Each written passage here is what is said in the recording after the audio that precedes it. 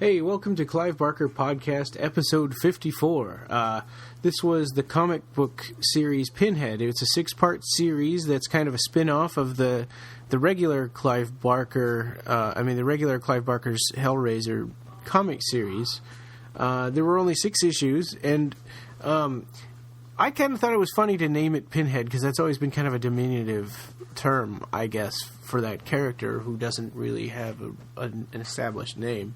But yeah, Pinhead, the Pinhead comic, it's kind of strange. It involves time travel and previous incarnations of the spirit of that particular Cenobite. And also we talked about Pinhead versus martial law, which I was reading these for the first time, both Pinhead and Pinhead versus martial law. And Jose is a big martial law fan, so it was kind of an interesting. It was definitely an interesting conversation. Okay, so episode 54, Pinhead Comics.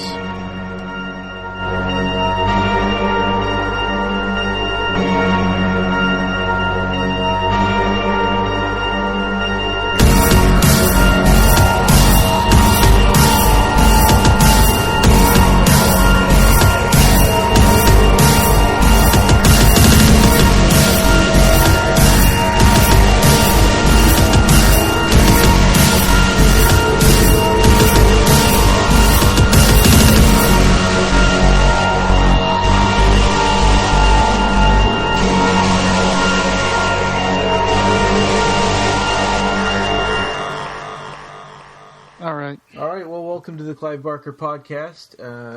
We're Jose. Hi. And I'm Ryan. Hello.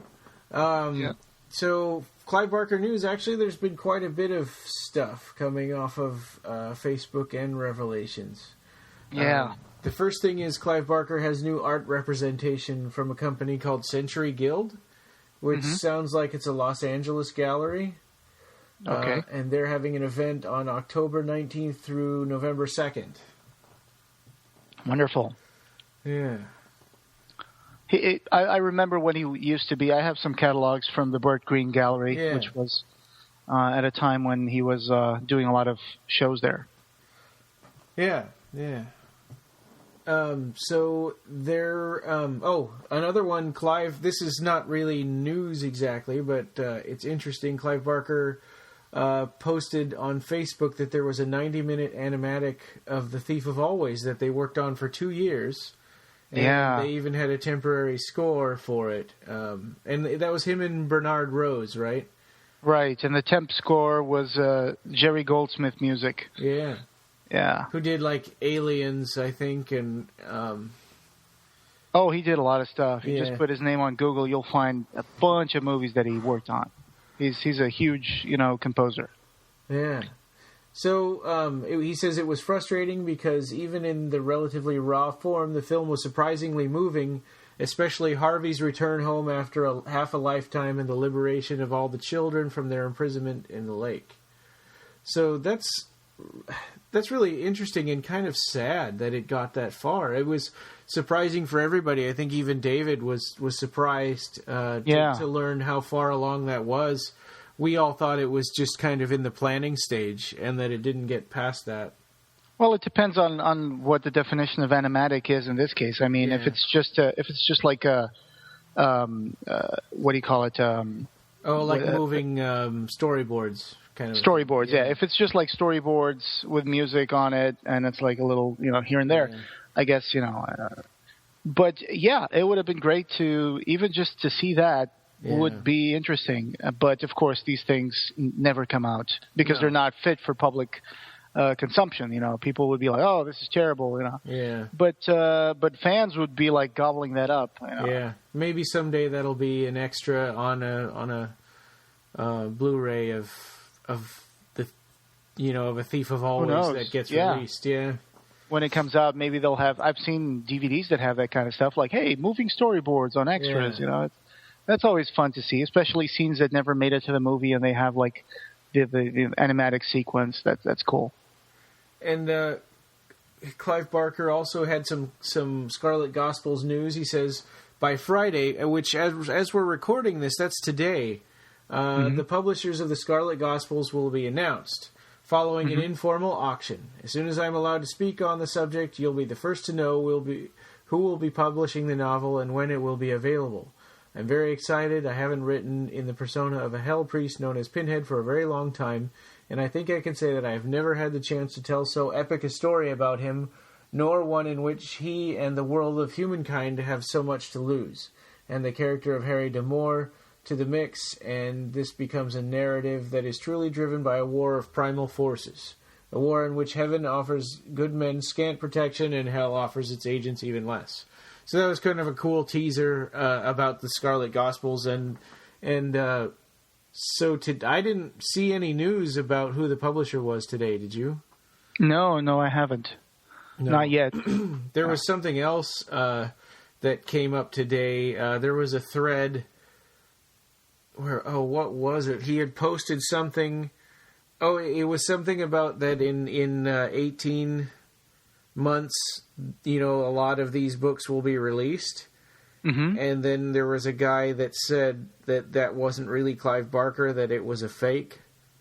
And, there was a surprising amount of people that agreed, and they thought that wasn't really Clive Barker, that his account was hacked. Oh, there was also that episode, I'm sure that you've read it. Yeah. Where Clive typed a post all in caps lock, telling a story about when he was in a hotel in the presidential suite, and he was taking pictures of himself naked with a heart on with his former partner, and that he got a call from the front desk. And I think that particular post got a lot of people wondering, is this really Clive Barker? Because this story is so weird. But if you know Clive Barker, it sounds pretty legit. Yeah, I mean, Well, and you can kind of tell that he's typing himself because he's not a particularly good typist. Well, right? yeah, I mean, he prefers to handwrite, right? Yeah, he handwrites his books. He's never been really big into computers until recently he's gotten into Facebook. So it's not really fair to say that he was hacked just because he wrote all in capitals. I mean, you have to look at the content of what he's writing, not not his typing. It is maintained by Alex, his assistant, and sometimes content is shared there, which is not personally by Clive, but of course Clive approves it. Yeah. But it is the official Clive Barker Facebook page. You guys out there can be sure that facebook.com/ I think it's real Clive Barker or whatever. Yeah. That is the real Clive Barker page. Yeah, and sometimes there are things on there that are quotes from old interviews. And sometimes there are things where Clive Barker just gets on the computer and starts typing, which happened a couple of times today, and people were so thrown by it that they think it's not a real person. Yeah, and you know what was really funny about it? The way they handled that, the deluge of people saying, this isn't Clive Barker, this has been hacked. And the fact is that Alex and Clive later posted a message saying, well, we worked on that caps lock thing, we removed some of it, but every word is still starting with a capital letter, so I hope that's okay. Like they found kind of a macro or something that could, convert the text.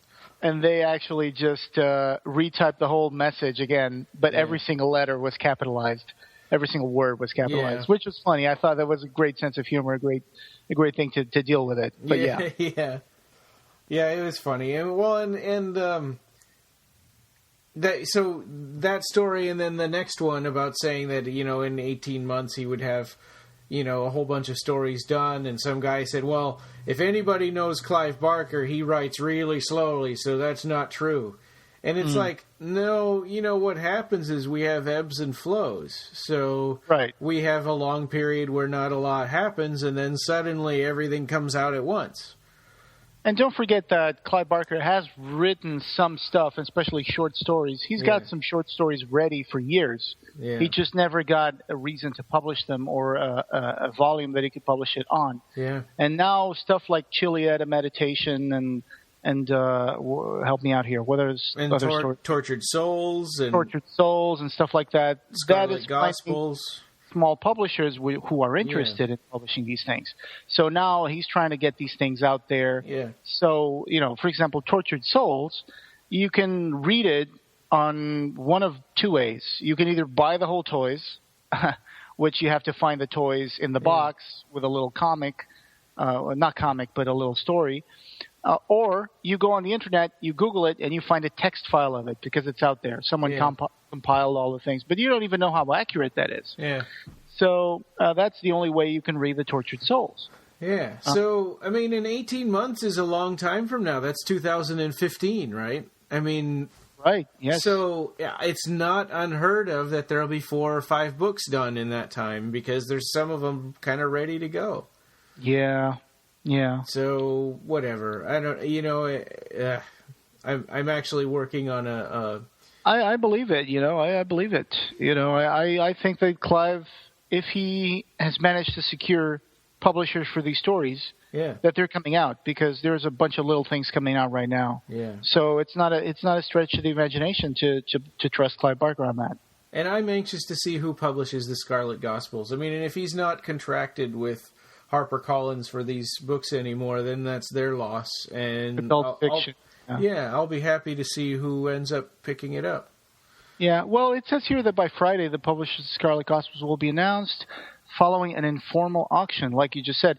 Yeah, there hasn't been anything. I'm guessing they might say something over the weekend or something. They didn't really say when the auction was going to be done. So, all right. He says following, so that means the auction is first. Yeah. So, I don't know. It's I mean, I was hoping that we'd have the news by the time of this broadcast, but that's okay. And one thing that I would like to comment on is that Clive Barker's page has been posting these beautiful alphabet sketches that he's been doing. It doesn't have anything to do with the Edward Gorey style of alphabet that he's done. No, it's for the A to Z of horror that he did earlier. Horror that he did. And he's got like A for American Psycho, B for Beelzebub. Yeah. And it's really nice. He's been posting these sketches. They're really awesome.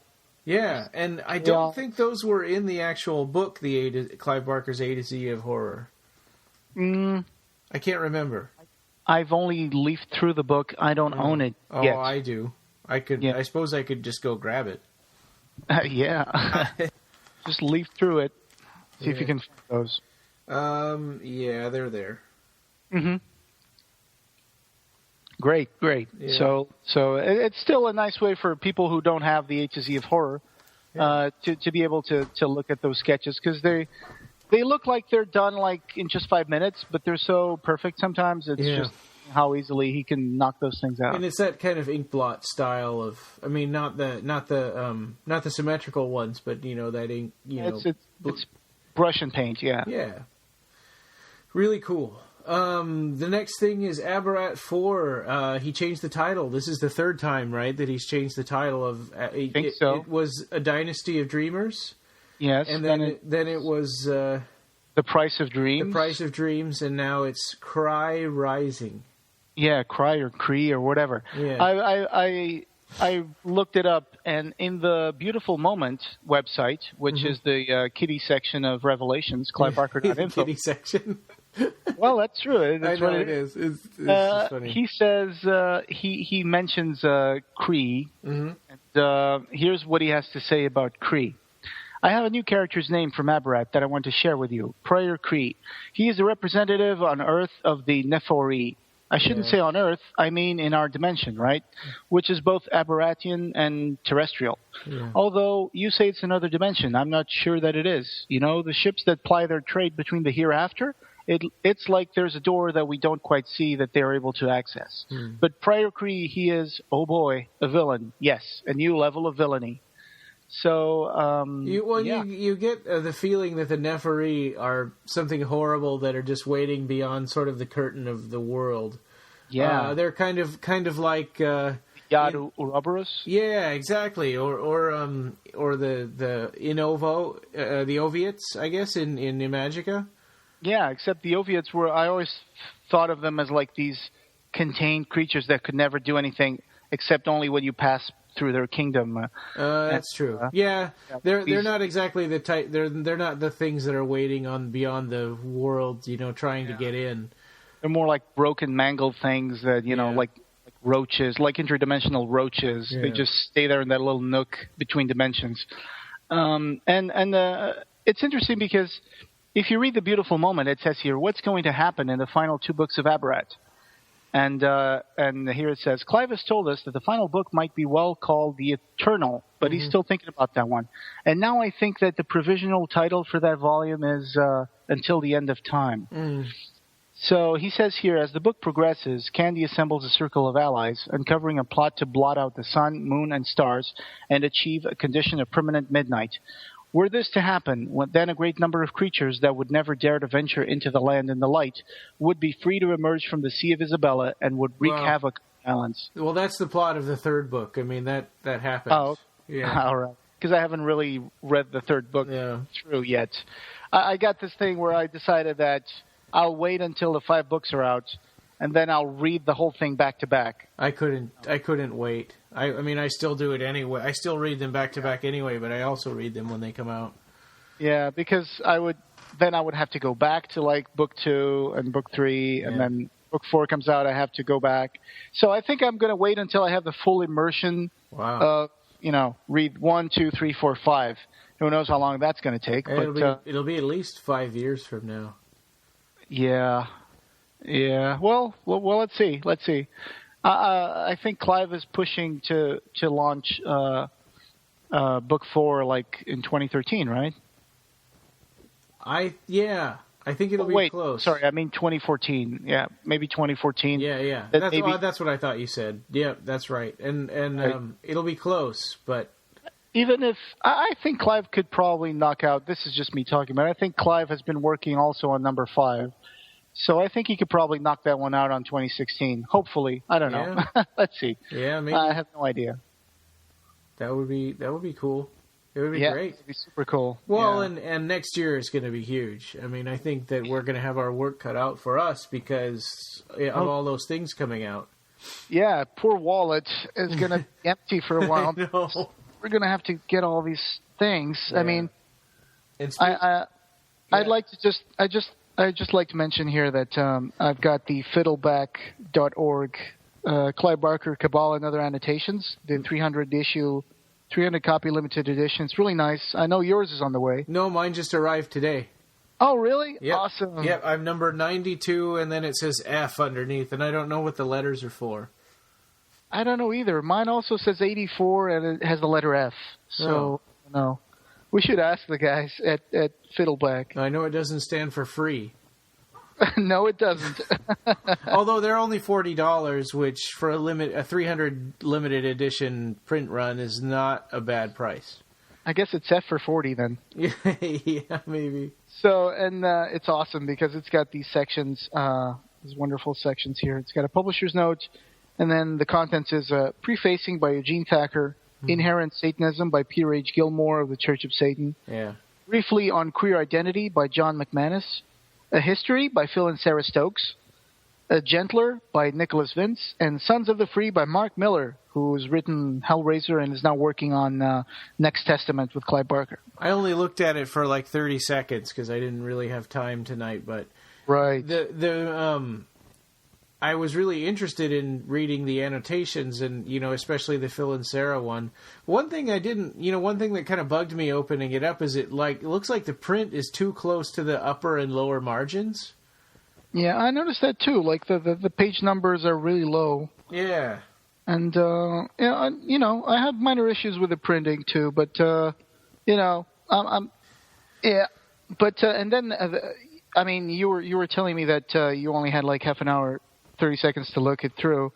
The appendix is really long. Yeah. It has like 46 pages. What is all that stuff? I saw that, but I didn't. Well, pretty much 30 pages is just the annotations from Eugene Thacker. Mm-hmm.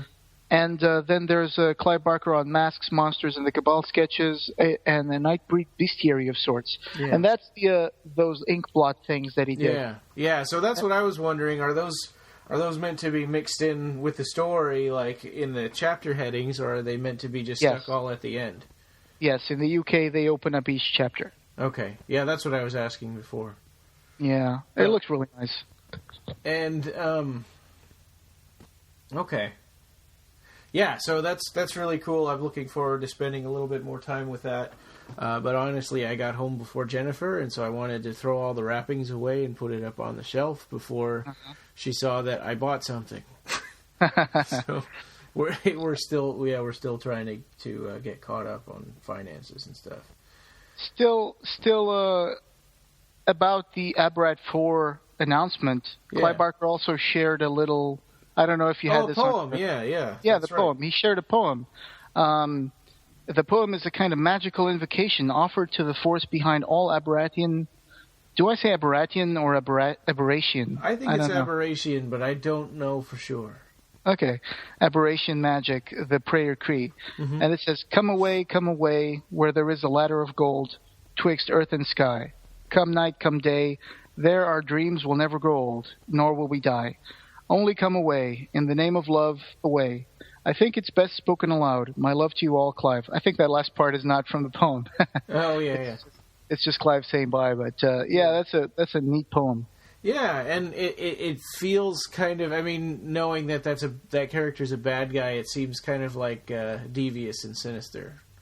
Yeah. Trying to, promise something that's totally different, kind of like the puzzle box or, Hellraiser kind of, if you go here, you think you're getting one thing, but it's really something else, something much, much worse. Or the Jaff with the art. Yeah, or the Thief of Always with the Holiday House. Yeah, Mr. Hood's Holiday House. Yeah. Yeah, so that kind of leads us into our main topic, which is the comics Pinhead. And those were started in 93, right? 93 did... Yeah, but if I can just add one more item to the news, sorry, if that's okay. I would just like to tell them, I don't think we've mentioned this before, and if we have, I apologize, but the West Hollywood Library Cultural Programming has opened up an exhibition of Clive Barker's stuff. Yes, yeah, right, of course. Alex's project. Yeah. And here it is. Let me just look it up real quick. It's I'm looking at the press release from the West Hollywood Library, actually. And the exhibit Rock and Roll Billboards of the Sunset Strip will be up until October 12, 2013. And the next exhibition, entitled Clive Barker Words and Worlds, is expected to be installed by October 20, 2013, in time for Halloween. Okay, so it's going to be installed in October 20. That's cool. I would go Barker. to that if I lived anywhere near there. That would be awesome. Yeah, it's going to be Clive Barker Words and Worlds. Yeah. So it's a little hard to pronounce. But yeah, it's going to be cool. 20 of October, and in time for Halloween. It's check it out.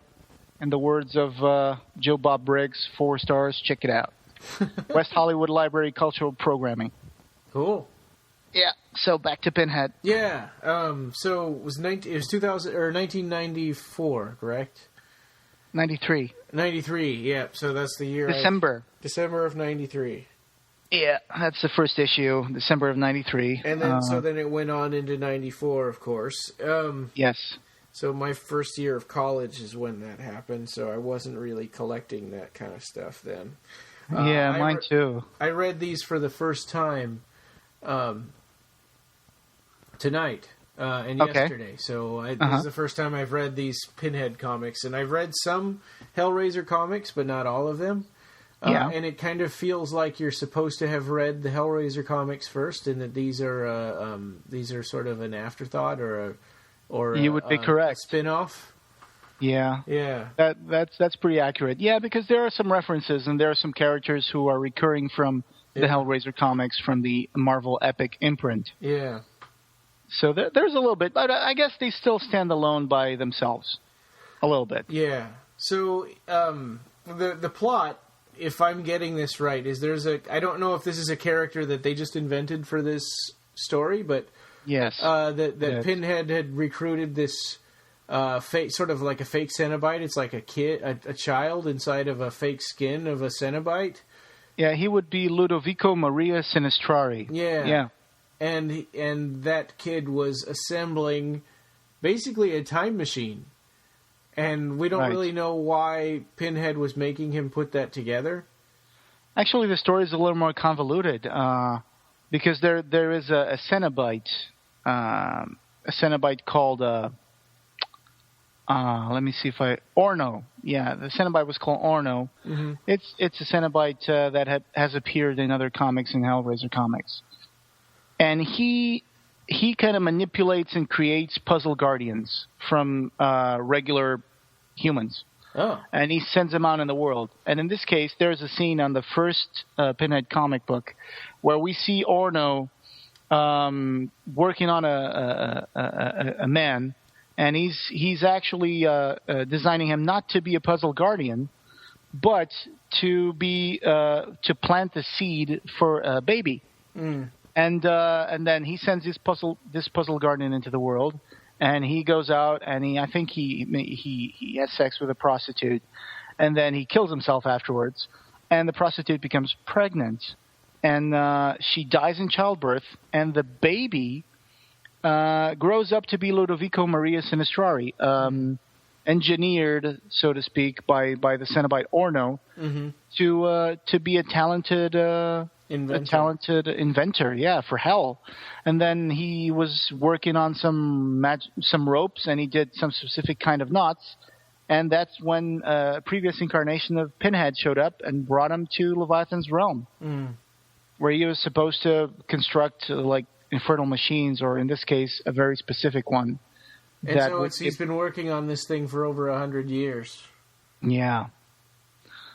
Yes, he is. And it's supposed to be a machine that would send Pinhead back in time to correct something. It's not immediately clear. I know. It's not immediately clear, but there is like some Cenobites start to disappear out of nowhere. Mm-hmm. And Pinhead has a sense that there's something wrong. He feels the stench of chaos. And I think he kind of tracks it that it's like a temporal kind of disturbance. So what he does is he goes to meet this Ludovico Maria Sinistrari and his machine, which would send him back in time to investigate what's going on. As it turns out, he had a different plan, and the machine didn't send Pinhead himself back in time. It just sent his spirit, spirit, so to speak, yeah. And he has to occupy the bodies of his previous incarnations, all three. Going back. Yeah, which is crazy. I mean, not crazy, but it's strange to me that his incarnations all just lived in the world like they were regular people with weird pointy things sticking out of his head, and his skin is blue. But everybody just treats him like he's a regular person. Maybe he's a little strange, but it's not like... That is true. I understand your point. Yeah, it's not like somebody who only comes out once in a while to collect a person like they are in the Cenobites that we know. Right. Especially jarring is the part where he goes into the Renaissance times and he's like a cardinal. Yeah. A cardinal with pins in his head. Yeah, and so the first one he goes back to in issue number 1, it's like the Wild West, 1896, and he's got arrowheads sticking in his skull. Yes, he's a Sioux Indian, or Sioux, or however you pronounce Sioux. it. Sioux, yeah. He's a Sioux Indian, and he's doing the Okipa ceremony, also known as the Sun Dance, I think. And he's hanging out in hooks, and then he has to fight his previous self to take control of that body. Yeah. And then we find that there is this creature who is gathering. It's disturbing the flow of time because it's gathering puzzle boxes through history, removing them from history, and holding on to them. And so as he removes these boxes from history, all the Cenobites that would be created by manipulating this box, all the victims that it would attract, disappear. Yeah. And the creature is called the Aggregate, and that's all we know about it. And it's really ugly looking, weird, like zombie looking thing, and that's all we know about it in the first few episodes. Yeah, it's a very piecemeal creature. Yeah. And so there's the usual posse from the Hellraiser comics, which is Balberith and Face, Cenobites, and Atkins, which is really it's a really funny concept for a Cenobite. Yeah. First they call him Atkins, like in Peter Atkins. Yeah. And then he's like this Rambo-like figure with guns. He's Hell's armorer in the Hellraiser comics. So and Gehenna, the skeleton that's like nailed to a board. Yeah. That's a weird concept for a Cenobite right there. Yeah. So they discover that Pinhead is just lying on the floor and his spirit has gone into history, and they decide that they need to go after him. So each one of them will use the machine in their turn, and they will show up in different times in history and help Pinhead. Yeah. And in this first one, they also run into this gang of, they're like a cult. What are they called? The Sufferers Guild. Where? In this first and second issue, this cult, they're called the Sufferers Guild, and they're these people that look like Cenobites. Oh, yeah. In the first one, it's like Snake Oil and Hangman and Fan Dancer and Dixie. Yeah, it's really strange, and one of them looks like a skeleton. It's like and they're supposed to be like regular people. I thought they were like Cenobites. I thought so too, but then it's like the way that Pinhead's talking to them, it's like they wanted to be Cenobites, but they're just regular people. Yeah, but I think they're kind of Cenobite looking. I mean, like they are. Dixie doesn't have any legs or, underneath his torso. Yeah. And they're all like tattooed and they got these weird scars. I would say that one of them looks like a skeleton. They look like handmade Cenobites, like the Hellraiser 3 Cenobites. Yeah. They just sort of appeared. But when Pinhead was getting in a fight with these people at the end of the first issue, and then in the second issue, these Cenobites just appeared, and I guess they would be like his posse. Yeah. Just like Face, Balbrith, and Gehenna are the modern time Pinhead posse. Well, and I was confused because I thought, okay, so Pinhead is in his former incarnation. Are these like incarnations of Face and Atkins and stuff? And then it's like after a while, I'm like, I don't think so. No, they're different. Yeah. Because then Atkins actually shows up and kills everybody in this town. Right. And okay, so that's the first one. It's Perdition's Posse. That's the name of the guys he meets. The Fan Dancer, Dixie, Hangman, and the other guy. Well, they're called Perdition's Posse. And there's also a group, and I thought they were also called the Sufferers Guild, or that Sufferers Guild is something that's mentioned, and I didn't understand it. I think that. Maybe. I guess I didn't find that. I must have overlooked that description. I'm sorry about that. But okay. In the second issue, they show a little bit of the story behind Atkins. So I was going to ask, is that? I mean, I think that's been covered before in the Hellraiser comic. I don't really remember. Yeah.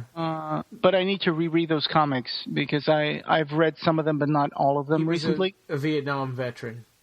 Yeah, and he's going into this foxhole and chasing like a Viet Cong, and then the Viet Cong has like a puzzle element configuration, and then it's not immediately clear what happens, but it looks like the guy activates the configuration, and then he was taken by hell.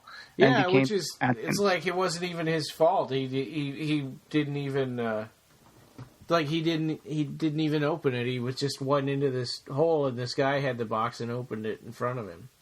Right.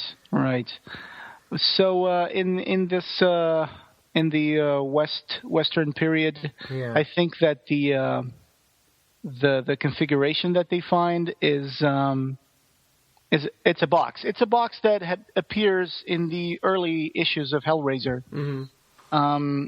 There's a story that has this guy play a game of poker in a saloon with a guy that has the box, and he says, "If you win this game, I'll give you the most valuable thing in the world."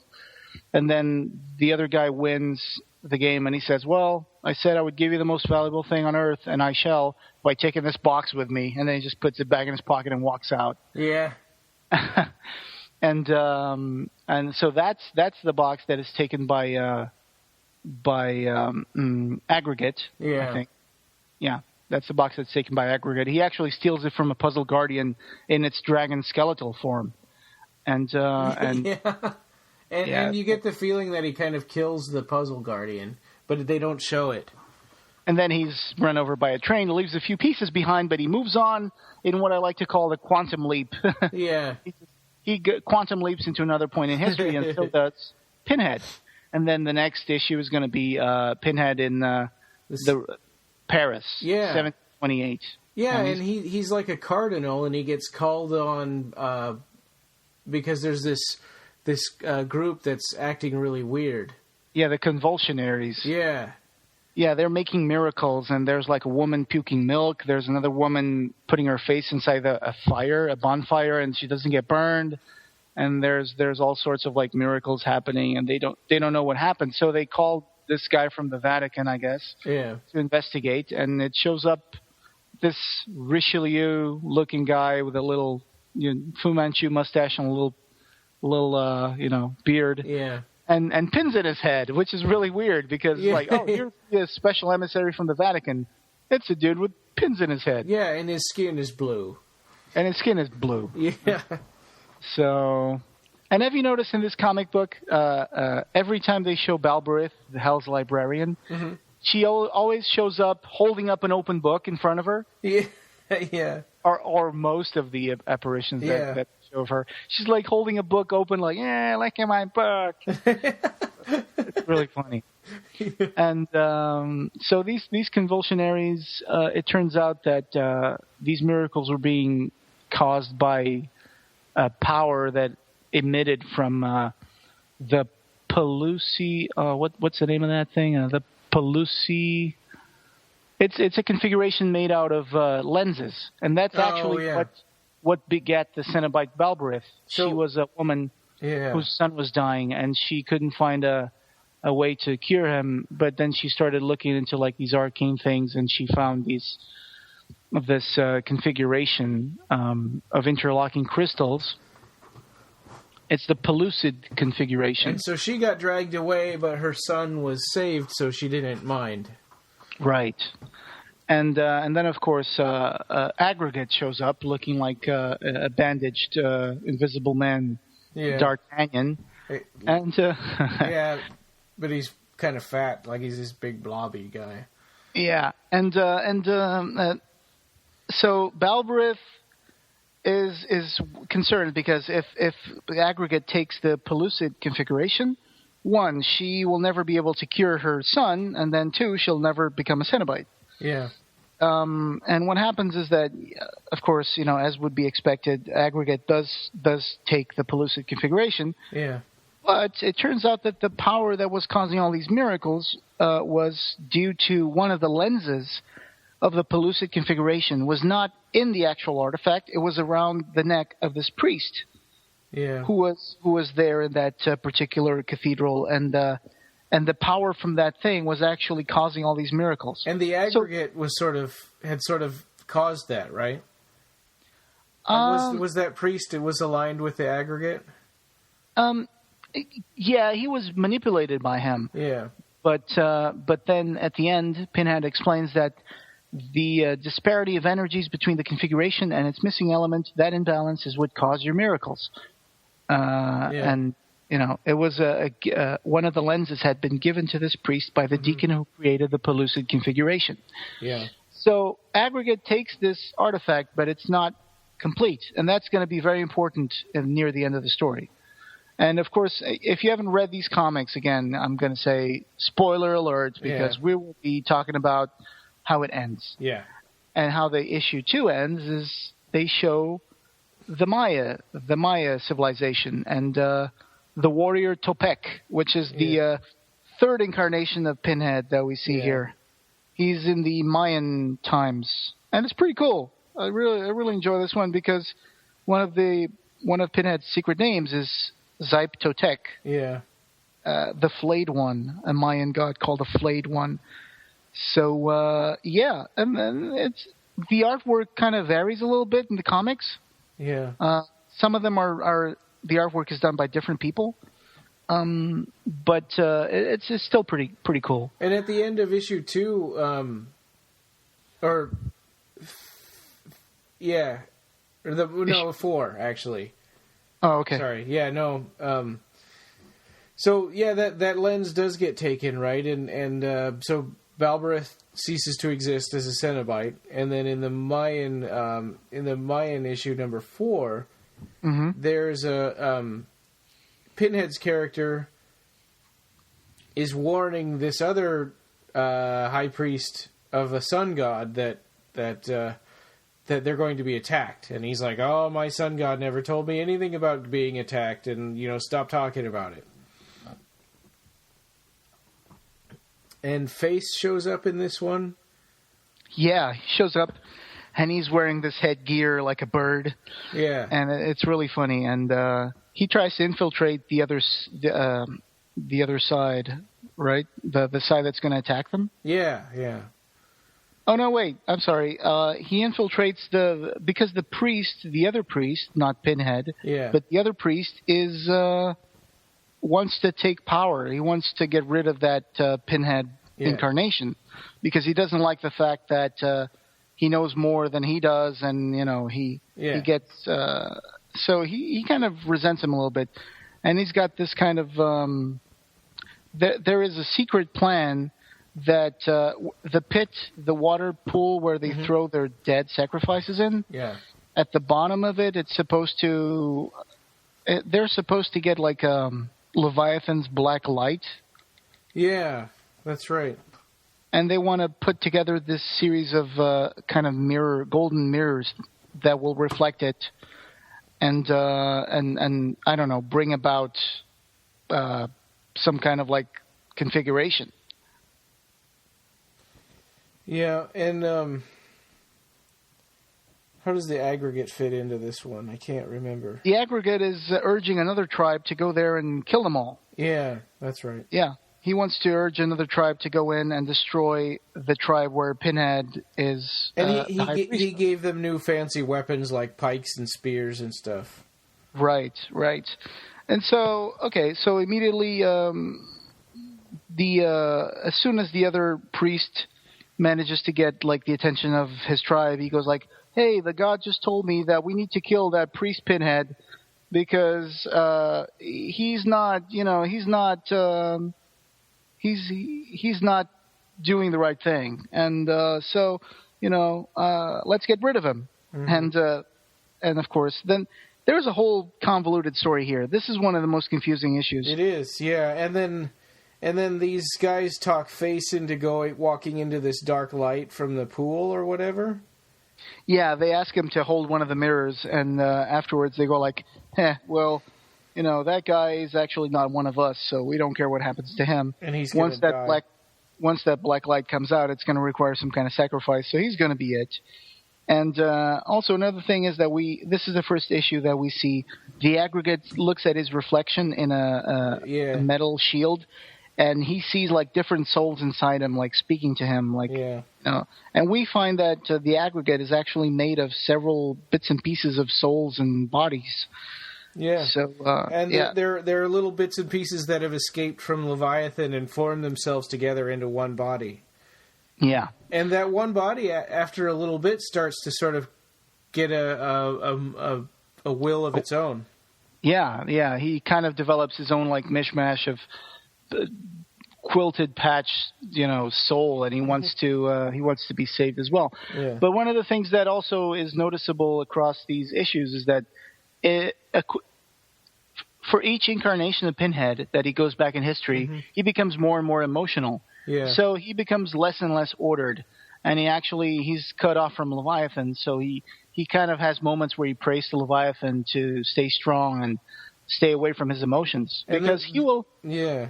And some of them he talks the other him into letting him take over the body. And in others, I think in this one, he actually murders the other spirit. Well, he actually, the Mayan spirit, the Mayan Pinhead actually says, hey, go ahead and take my body because you can do whatever you want. Just make sure you do a good job. But then when it comes to time to kill the aggregate, and Pinhead is holding aggregate with one hand, and he's got a sword in the other, and the Mayan Pinhead inside his head is going like, kill him, kill him. But Pinhead doesn't kill him because he wants to know what's going on. Who is the aggregate? What's he doing? Yeah. How are you undoing the puzzles? And the other Mayan Pinhead, which is a little more emotional, goes like, oh, you're a traitor, you're a liar, you know, your purpose is to kill. You know. And then he kind of holds him inside the astral plane, and there's a confusion moment, whereas Pinhead just stands there, and the aggregate kind of defeats him. And then the black light shoots out of the pool, and it burns everybody, and it kind of burns, and everything. It kills Face, doesn't it? Yes, it kills Face. Yeah, and Face was a recurring character through the whole Hellraiser series, and now he's dead. Yeah, and in the meantime, Aggregate quantum leaps into another point in history, and Pinhead, who was like defeated by his Mayan self, is also defeated in the physical plane by the Mayan priest who wanted him dead. It decapitates him, yeah. Yeah. He goes like, he's the Mayan Pinhead goes like, my body is again my own, I am whole. And then all of a sudden there's a Mayan priest behind him that goes like, I'm going to cut your head off. And cuts his head off. And then we cut to the city of Ur in Babylon.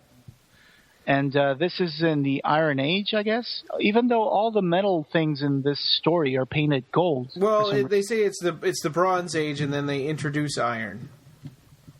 Ah, okay. Yeah. Right. Okay, I got it wrong. Never mind. Yes, of course. So bronze, the puzzle, and Gehenna is the one that appears and tries to help in this issue. Yes, because he's one of the oldest Cenobites as well. He goes back to Babylonian times, like, I don't know how many years ago, like maybe over 5,000 years. How long was Babylon? I think it was like 7,000, 9,000 years ago. Something like that. Yeah. And his story is very, very interesting. His story of Gehenna. He was kind of a priest who threw children. Well, the Mount of Gehenna in the legend is a place where children were sacrificed to the gods. And that is actually a myth. If you look up Gehenna, that's the story that would appear. The Mount of Gehenna was a place where children were sacrificed. So he was the priest or the officiant who would throw the children into the pit of fire. But before he did, it was forbidden, but he would actually like have these lotus leaves or whatever. He would just make the child go to sleep so they wouldn't feel so much pain and throw them in. One day it appears that they bring him a child, and he looks down and he sees that it's his own son. And he won't do it, and then they throw him into the pit, and then they throw his kid in the pit. And at the bottom of the pit of fire was a configuration made of bones, of charred bones that had been building with the kids that he would throw in. And that was the puzzle that, he jumped in the fire, he saw the puzzle of bones, and he jumped into hell. And he became Gehenna the Cenobite, which is an awesome, origin story. Yeah.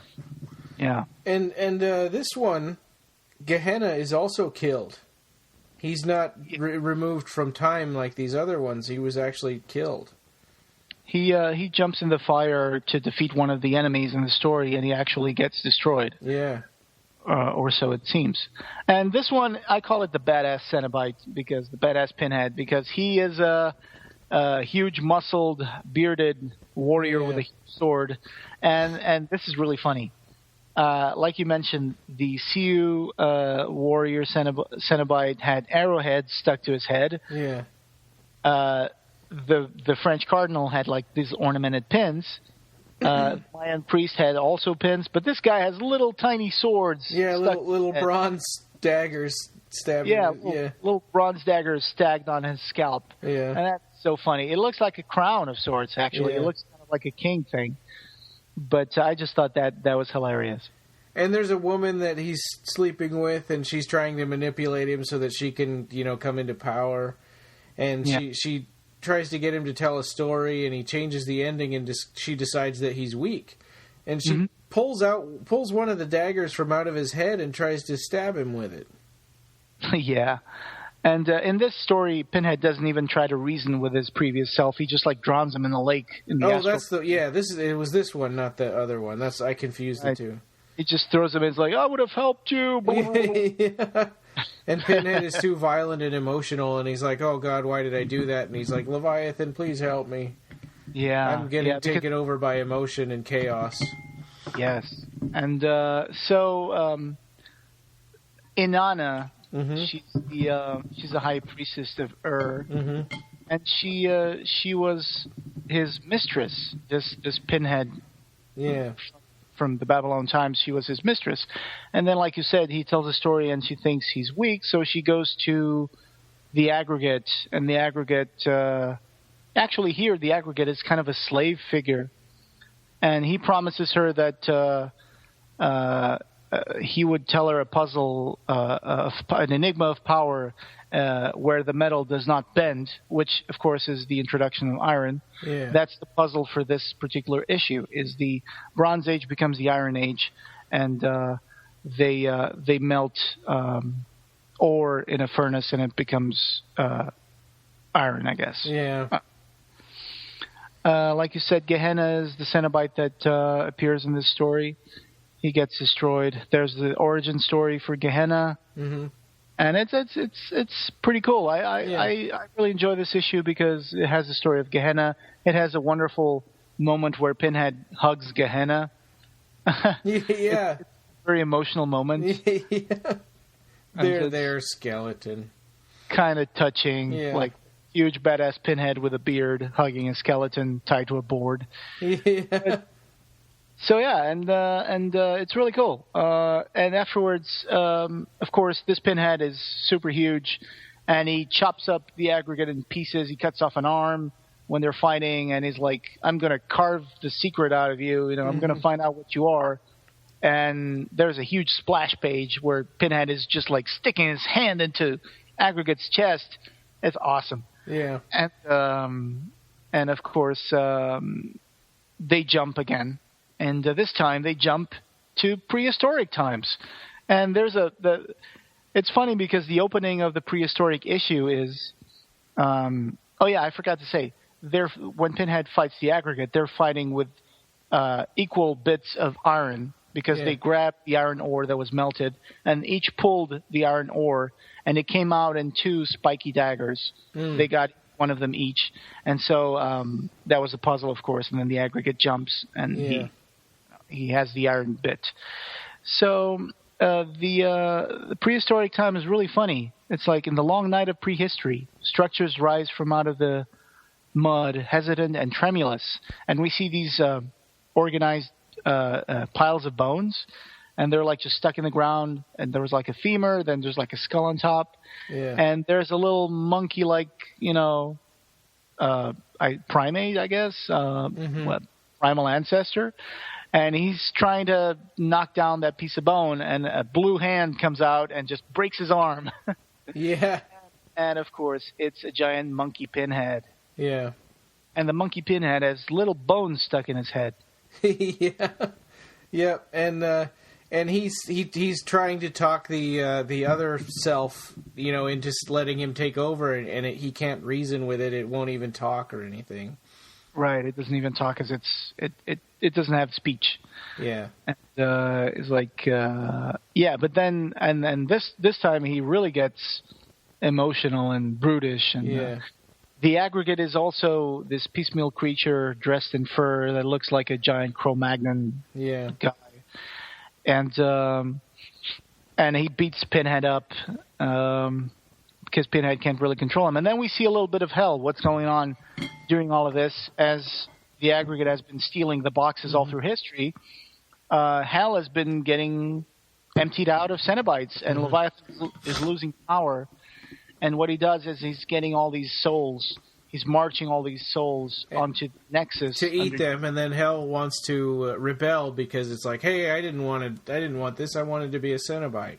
Yeah, there's like, this isn't right. We were brought here to serve as Cenobites, not be grist for Leviathan's mill. Yeah. And then the remaining Cenobites are like, just whip them, flay them. There should be no dissent in Hell. Yeah. And of course, we see that Aggregate is like materializing these little bits of flesh out of nowhere, and he's still patching them on his body. Mm-hmm. And of course, this is a time when he gets the puzzles. He gets all the puzzles, and he starts to create this giant configuration. Mm-hmm. And this configuration is something that was created by a Scandinavian engineer named Östlund, who devoted himself to the study of metaphysical architecture. And then it's really funny because it says, his research led him down to a dark path, led him to explore the unseen constructs that lurk in the shadows of the known and unknown. Mm-hmm. He found puzzles, intricate machines of infernal origin, and he studied their works. He combined them in ways no one ever had. A dangerous mixture of science and sorcery. And then it says, he disappeared in a fine red mist one day. Yeah. Not surprised. Yeah. So, and he left behind this theory of puzzle use book. Mm-hmm. And that's apparently what the Aggregate is using. The Östlund construct. The Östlund construct. And then he ties with lianas, I think. He ties these things together. He places them over this pit, and he's going to summon Leviathan, and he's going to open a crack in Leviathan's diamond form, and this is when we see that the souls are escaping Leviathan, and those souls were the ones who have been constructing the Aggregate. And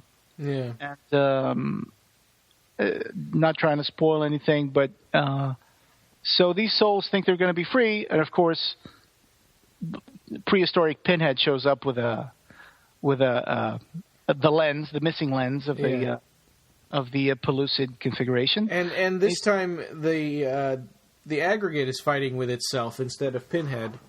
Yeah, because so it's kind of reversed. Yeah. Yeah, the souls have materialized into their own bodies, and the Aggregate is being like dismembered bit by bit. And he's like, no, I also have kind of a soul. I also have I want to live. And they're like, well, you served your purpose, Aggregate, so now it's... But anyway, so Pinhead shows up, and he uses one of the lenses to burn some straw. And he says, haha, your puzzle's not complete. I have this lens, so that's why you're going to fail. And he starts to... He puts the puzzle, sets the puzzle on fire with the burning, straw that he lit up. And of course, as soon as the construct starts to burn, that fire reflects off of a box, and then it goes through the pellucid configuration lenses and creates kind of a special laser. It's really weird. It's really out there, this ending. And it's like this laser kind of hits the Leviathan diamond, and it heals the crack because it's like kind of a welding thing. It's funny. It's hard to follow.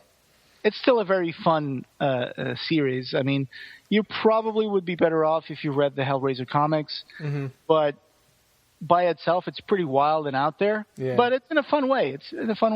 So Leviathan is healed, and the Aggregate tries to fight Pinhead, and of course Pinhead beats the heck out of him. Yeah. And the souls. There's a moment where the souls are like, "Oh man, the Aggregate is losing. We can't go back to hell." And then one of them says, "Yeah, well, at least with the Leviathan we have some hope. And to sit here and face the certainty of Pinhead, and we know Hell's favorite son has no mercy." Yeah. So they just jump back into Leviathan. They're going like, whatever. Maybe deep inside we'll find Leviathan's heart. And Leviathan sinks back into its dimension. Yeah. Everything is restored. Gehenna's destroyed. Pinhead's going to put the puzzles all back in their proper times and bring the people. Yeah, so the people who disappeared because the puzzle boxes were gone, he's going to restore them. So like Balberith and Atkins are going to come back, but Gehenna and Face, the ones that just died in back in time, they're gone. Yeah, that's kind of a sad thing, because I really like Face. Yeah. Well, yeah, Face was one of the... he was more of a prominent character than Pinhead in these comics. Hellraiser I guess comics. You could say that, yeah. I guess you could say that. And there's a really funny moment where Pinhead is like, well, there's still this little piece of, the Aggregate here. It's like, okay, he grabs the Aggregate's head and he throws it in the air. and Atkins just blows the heck out of it. Yeah. So everything's okay. Everything's restored. Pinhead goes back to his dimension in hell. Yeah. And Ludovico Maria Sinistrari is like, haha. So I still managed to send you back, and you had to suffer, and you had to do all that stuff where you had to take over your former self. And it's like, Pinhead is like, actually, I got to thank you for that, because you actually enabled me to experience my earlier incarnations and reaffirm my mission to serve the Lord Leviathan. And then he's like, I helped you? No, it's not fair. Yeah. The last thing I wanted to do is do you any good. And he's like, well, then I guess my job is done here.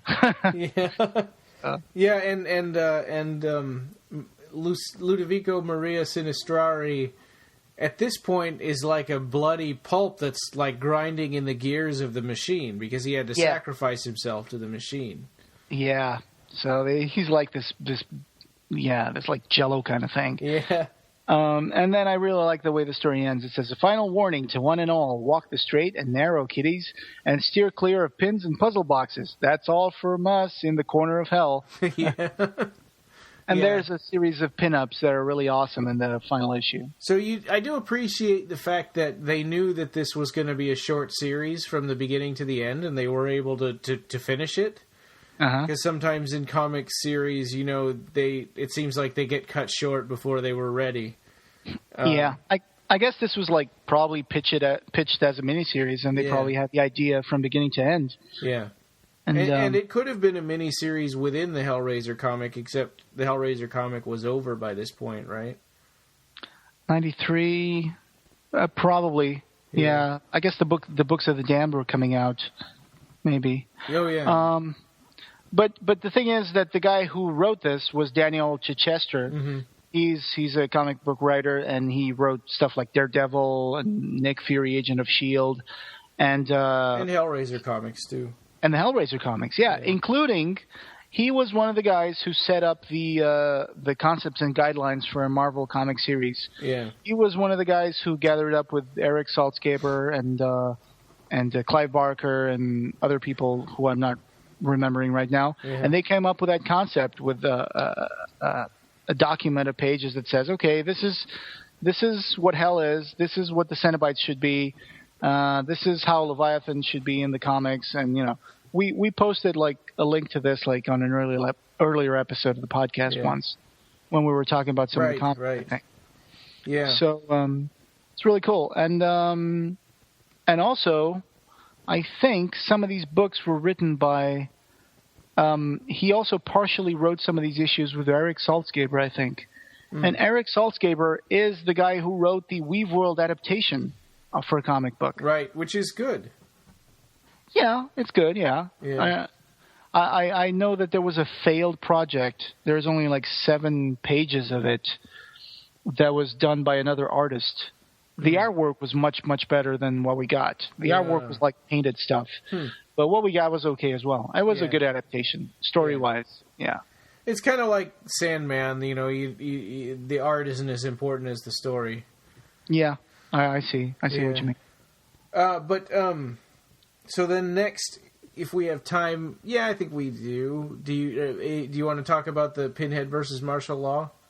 Yeah, let's talk about it. Okay. Yeah, because I'm a huge martial law fan. Oh, really?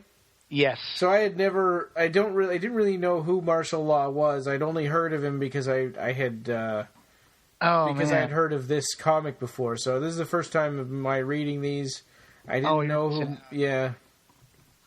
You're missing out. I think you would enjoy it. Martial Law is an awesome character. He's created by Kevin O'Neill and Pat Mills, and I've actually met both Pat Mills and Kevin. Wow.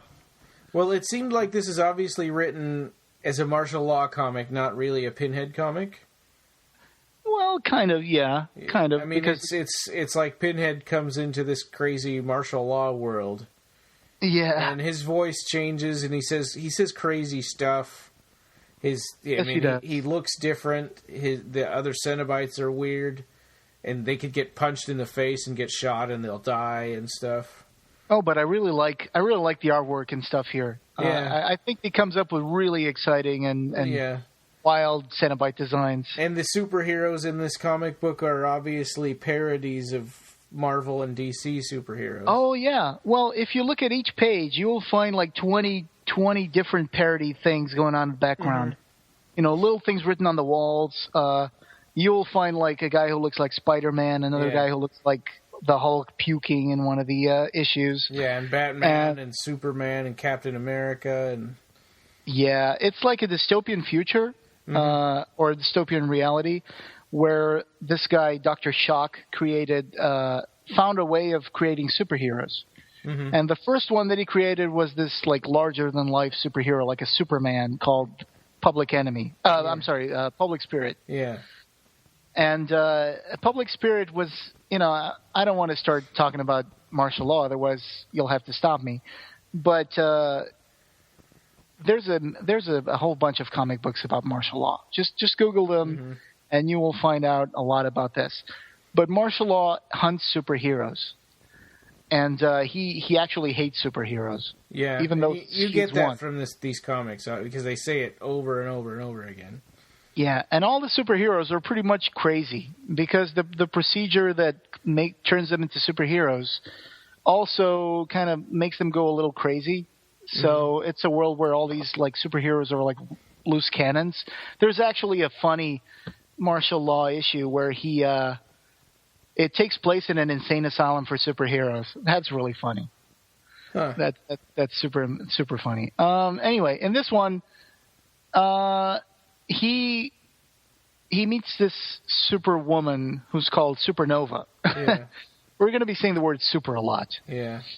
And Supernova is telling him that she travels between the galaxies, and she's met a lot of different creatures, and she's contacted a lot of different civilizations, and one of the creatures she contacted with were Cenobites. Who are trying to come into our world, and there are these creatures who are suffering so much, and she wants to help them, and she sees them like fighting and slashing each other, and she's so sorry for the Cenobites. Yeah. And then there's this character called Seraph, and he's like saying, well, you guys should join me and bathe in the light of the the true God and stuff, ascension. And what it turns out is this guy is kind of an emissary for the Cenobites, right? And he's got a puzzle box. He's a Cenobite that's sort of dressed up to look like an angel. Yeah, he's got wings and stuff. Yeah, and long story short, he's doing the ceremony. He flashes Supernova with the lament configuration. She starts writhing, and Martial Law says, "What are you doing?" And he flashes Martial Law as well, and he transports them into hell. Yeah. Okay. And so you want to take a crack at explaining the rest of the story. Well, so it's really kind of, it's a crazy story. I mean, I think you being familiar with this comic book are going to have an easier time with it, but Martial Law is sort of a parody character, right? I mean, he's like he's sort of like Gru the Wanderer or the Tick. He's a little more adult than that. He's a little more adult, and actually, his miniseries actually are not as wacky as this story. This story it's pretty much on his top wacky stories. He goes into hell and he's like, "Oh, I'm not impressed," and he's blowing away Cenobites. He punches Pinhead in the face and his nails come out and he's bleeding. I got that page. Yeah, which is not really exactly canon for Pinhead in the comic books or movies or anything, but I mean, it's not, I don't know. Yeah, but so, long story short, he's transported in there, and then Pinhead is going like, well, welcome to hell. We're going to treat you to some of your fears and stuff. And they're trying to invoke whatever fears they can, and martial law is pretty much fearless. So they bring like this diseased creature that there's a bunch of like saline bags hanging from it, and it's all stitched up and filled with pus and hooks. And he says like, sorry to disappoint you. My dad was a funeral director, so I'm used to dealing with stiffs. And then there's like, and he blows him away. And And he does this with all of the fear things that come at him. Yeah, fear of castration is a giant Cenobite with a giant scissors. And he says, thanks for the compliment, but I'm afraid that's not my size. Yeah. And castrates a Cenobite. Yeah. And, and fear of the beast is a giant T-Rex that he also gets rid of. Yeah. So he confronts Pinhead, and Pinhead explains to him that the Cenobites are responsible for all the fears of humanity. I'm going to say it right here. This story is not canon, of course. Yeah, I would say. Or at least it shouldn't be taken as canon. Yeah. Because it's not written by anybody who, Well, I'm sure Pinhead doesn't look right. He's not dressed the way he's supposed to be. He gets, oh, really? He doesn't have the gloves. He kind of has the gloves. Like, you see it, he has, like, the pinky toe and the thumb. They're in the glove, and the others are loose. Really? Because a lot of them, you can see his hands with no finger gloves. No fingers at all on the gloves. Or no gloves, I guess. Oh, yeah, I guess, that sometimes he does, like, simplify it a little bit. But then, of course, Martial Law explains that, well, we went to the zone in the Amazon. Dr. Shock turned us into superheroes. We don't feel pain. Mm-hmm. He removed our ability to feel pain, and Pinhead is like, oh, really? And then he submits Martial Law to a whole bunch of tortures, and he has to fight a bunch of Cenobites. And there's one part where he shows him all these superheroes that have gone to hell, and they're all like strung up on chains, and he's like, "Oh, perfect! Now I can beat up on these superheroes that I hate so much." And because they were all dressed as Public Spirit, which was one of the characters he hated the most. And Pinhead is like, "You're not really here to be in like some kind of Valhalla where you can just keep on fighting your enemies over and over again." Yeah, so he like changes it into let's show you like ghosts from people who you killed accidentally, or people from the war that you like are sorry or fear. So he shows them these ghosts, and he's like, oh. But then, of course, he fights his Cenobites, and they actually kind of defeat him with like toxic gas, and that knocks him out. And he wakes up on an operating table with Pinhead in scrubs, and he's going like, we're going to go with amputation. And he brings out this huge saw, 18-inch terror saw, it says right there. And he's like, no! And then, of course, Pinhead doesn't really saw him. He just throws it into another Cenobite, and he goes like, I'm just going to start cutting you and slicing you. Yeah. So the first one ends with Martial Law strapped to an operating table with a bunch of, like, surgical instruments on top of him surrounded by Cenobites. Yeah. And Pinhead saying, and now, Marshall, it's time for a surgical strike. Yeah. So then we go into number 2. Number 2 is even more wacky than number 1. It is. If that was possible. It's called Hell to Pay. The first one is called Law in Hell. And in this one, Pinhead really is wacky and wild, and even the way that they draw him is crazy. And some of the lines that he says are crazy. Yeah. But it's fun. It's fun. It's just fun for me, I guess. Meanwhile, outside the giant box that materialized when they were transported into hell, other superheroes are surrounding the box and saying like, "Oh, we got to get in there. We got to find a way to rescue Martial Law." They want to do the ascension with Martial Law because they think they went into paradise. Yeah. And so there's this character he's Martial Law's assistant. He's called Razorhead. He's got this huge giant razor stuck in his head. Yeah, and he keeps talking about wanting to kill teenagers, slicing people. Yeah. And there's a really funny moment where the heroes are like, "We must hurry. There is little time. It's our only hope," and stuff like that. And he goes like, I better pretend I'm as strange as they are. Fortunately, I speak fluent cliche. And then he goes on to say, "We must strike now. A slim chance, but the only one we got." And then they go like, "Heads up, heroes. It's clobbering time. Let's party." So they start crashing into the box, and the box opens, and these Cenobites come out. And it's just funny because these Cenobites are like, these guys don't feel any pain. That's weird. And then they string up a few, and then Razorhead is running, and one of the Cenobites says to the other, shall we introduce the others to the mortification of the flesh?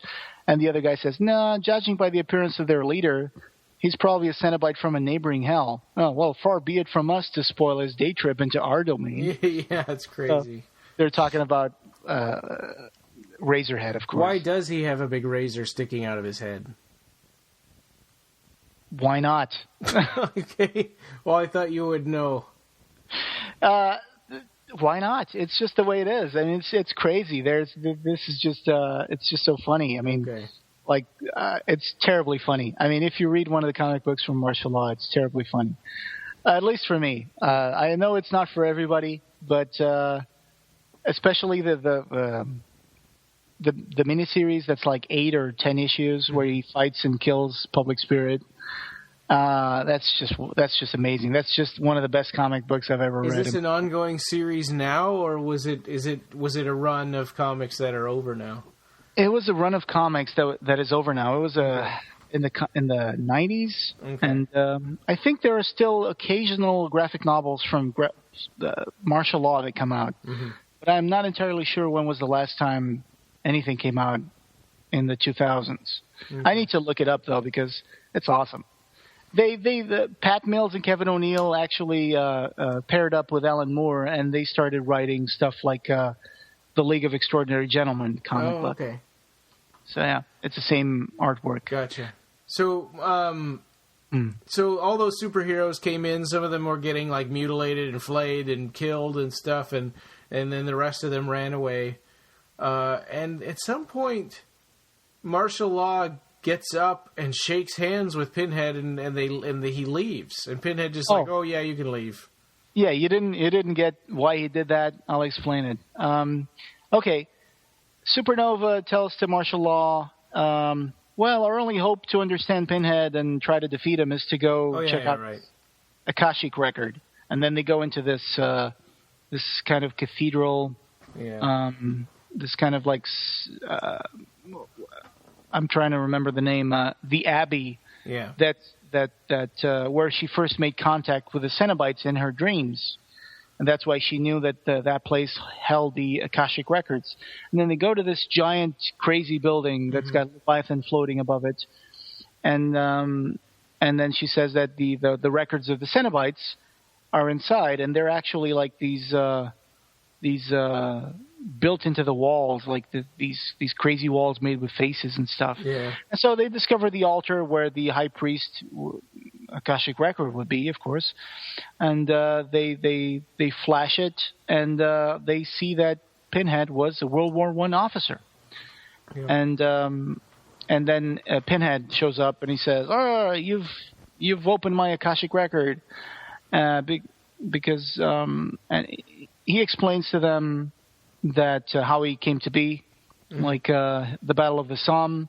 Yeah. And, of course, this is not canon because Elliot Spencer was in India in 1921 where he found the box, and then he went into a Quonset hut, solved the box, and became Pinhead in the movies.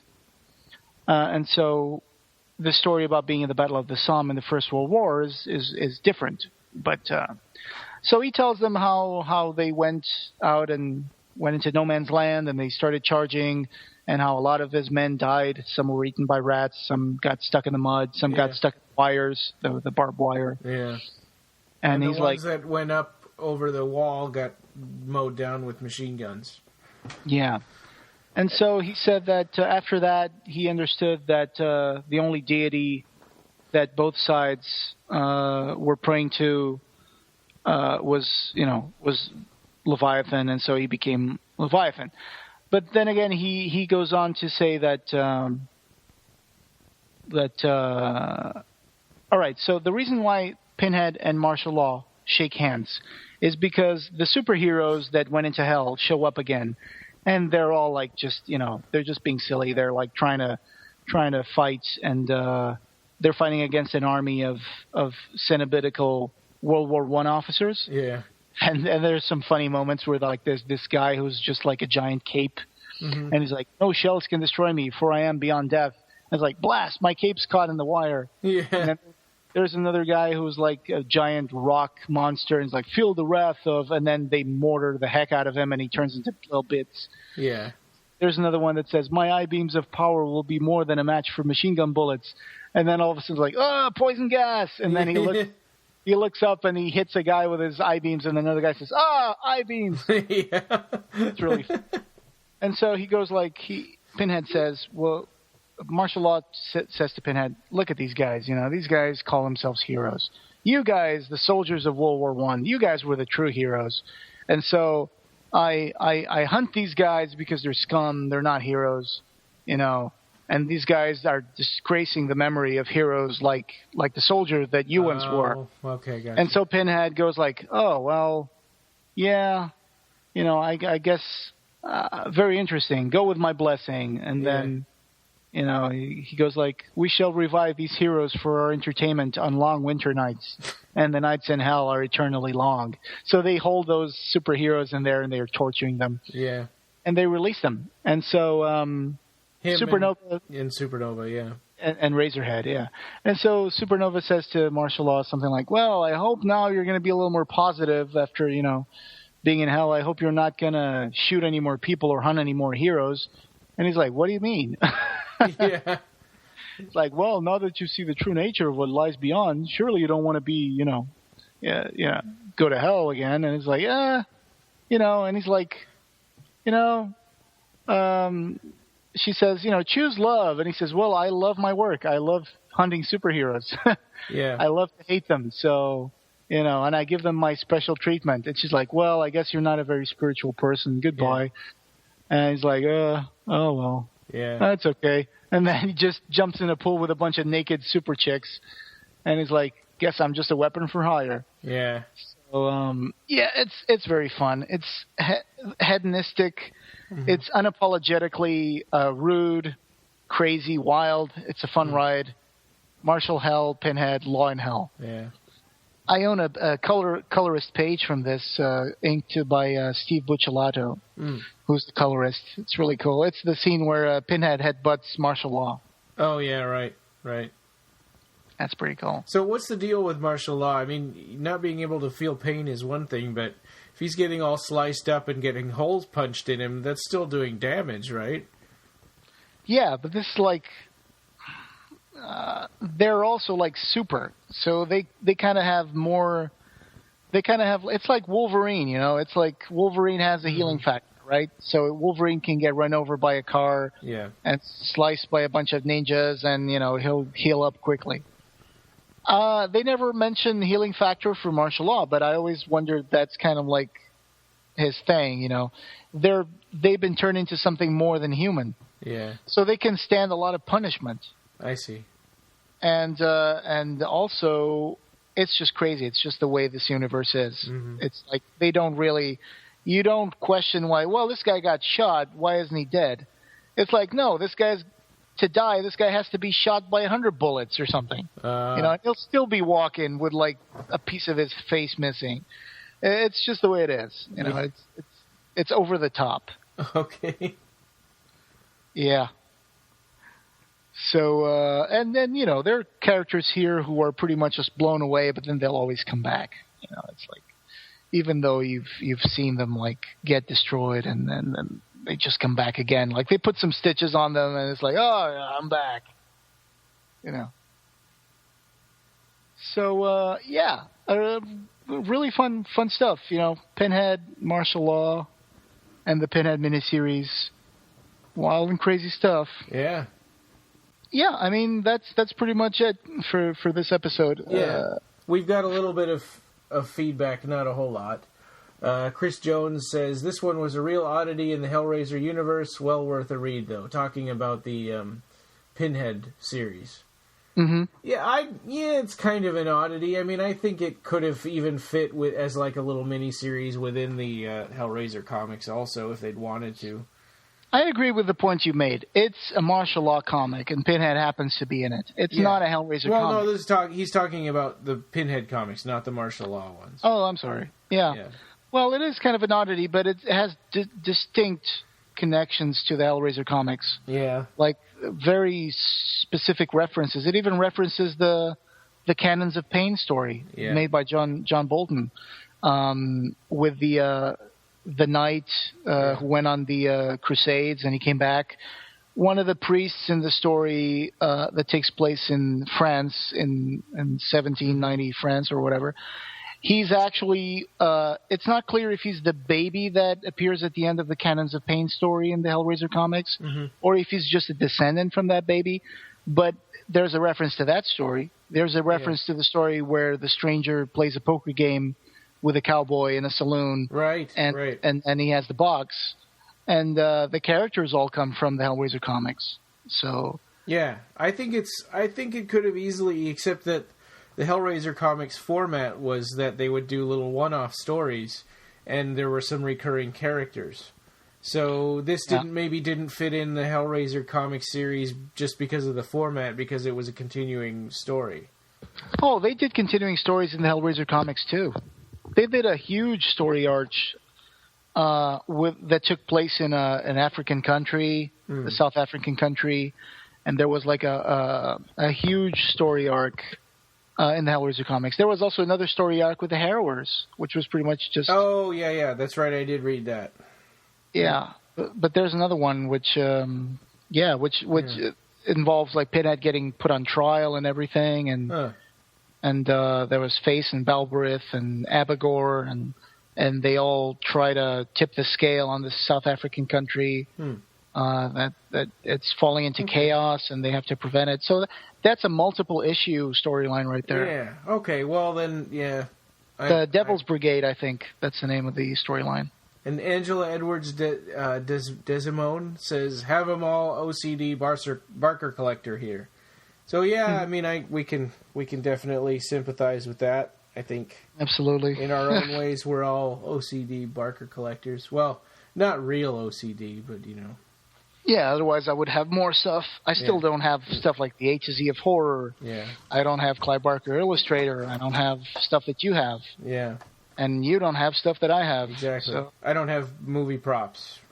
Right. Yeah. And I probably have some books that you don't have, and paperbacks. And well, yeah. You got your paperbacks. I don't have the Making of Nightbreed. I definitely don't have the comic book collection that you do.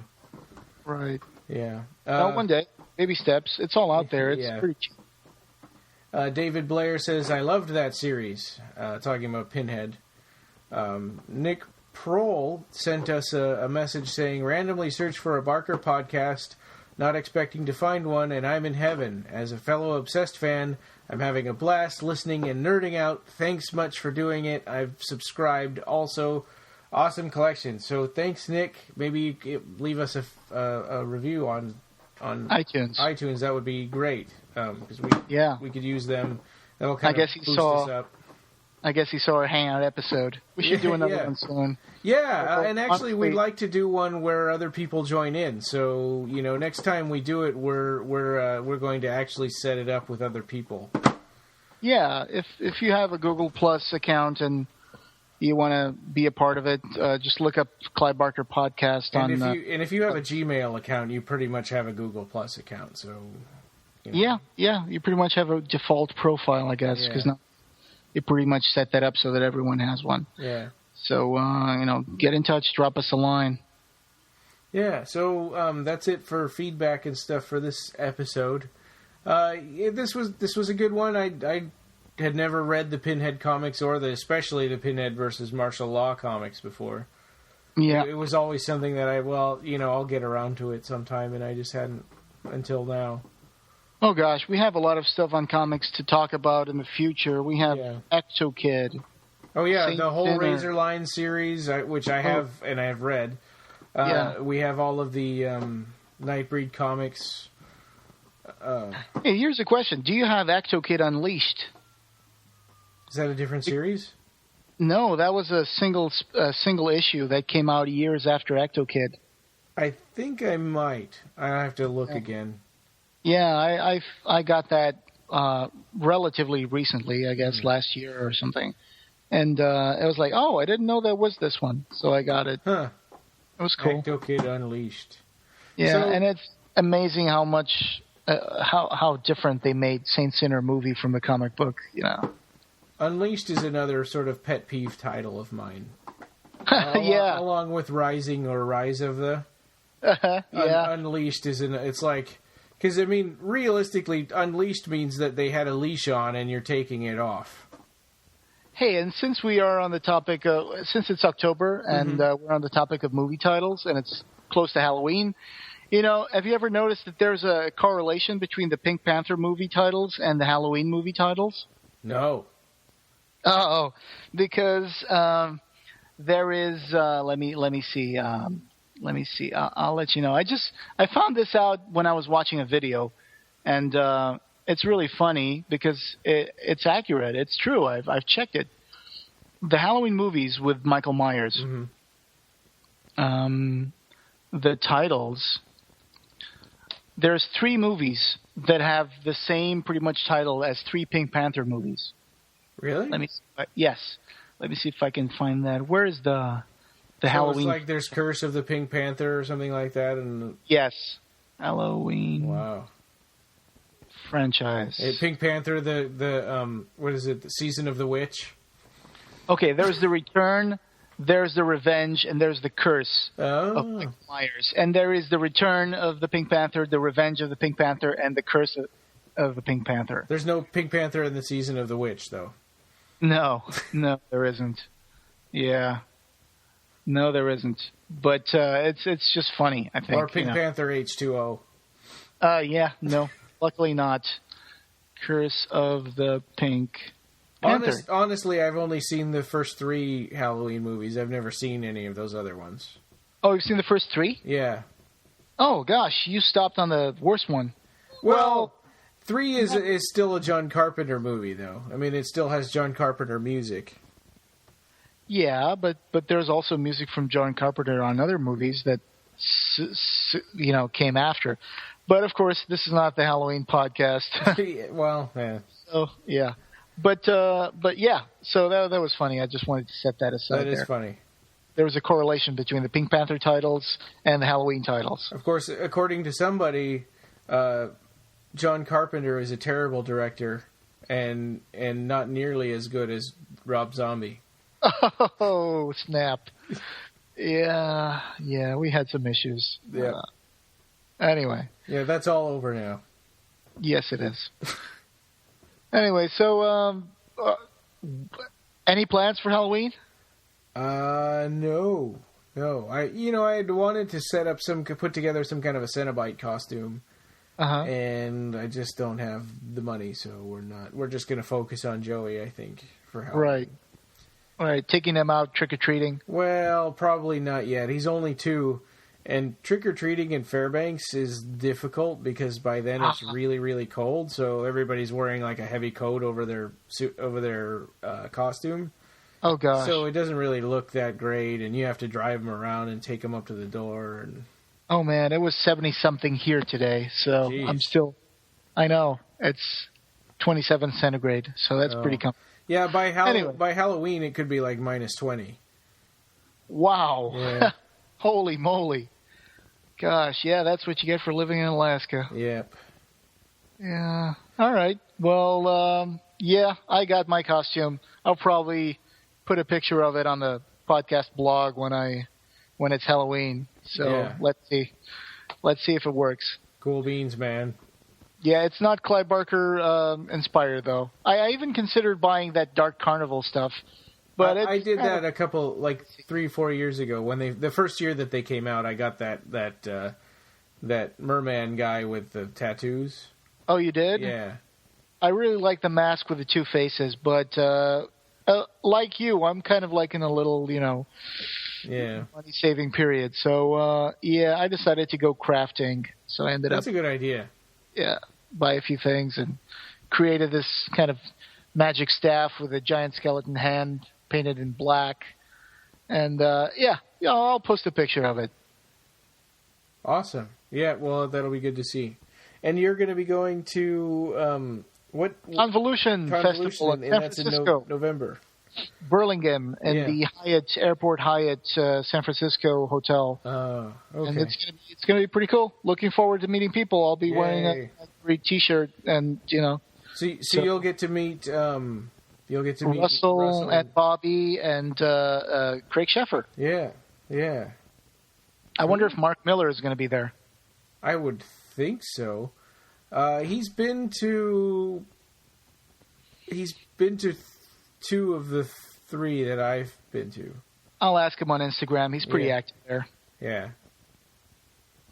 So anyway, get the Cabal from Fiddleback and Fiddle Black. Fiddle Black. Jeez, it's so hard to remember it that way. Fiddle Black. Fiddle as in playing a fiddle, and black as in black. Yeah, it seems like they put sort of satanic imagery all over this book, so I'm guessing it's something like that. The black fiddle because it's satanic, or I don't know. So that's pretty much it for this one. It's pretty fun. You can find these comics on eBay and maybe Amazon, but eBay is probably your best choice for a good price on these comics. And our next topic is going to be probably Maximilian Bacchus and his traveling circus.